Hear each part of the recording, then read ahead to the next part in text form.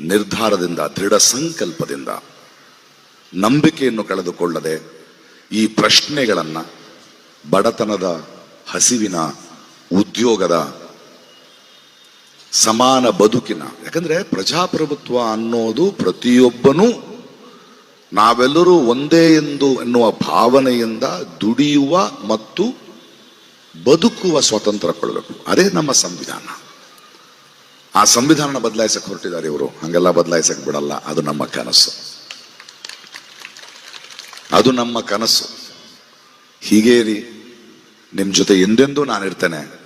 ಅದು ನಾನು ನಿನಗೆ ಮಾಡುವ ಸಹಾಯ ಅಲ್ಲ, ನನ್ನ ಬದುಕಿಗೆ ನಾನು ಅರ್ಥ ಕಂಡುಕೊಳ್ತಾ ಇದ್ದೇನೆ.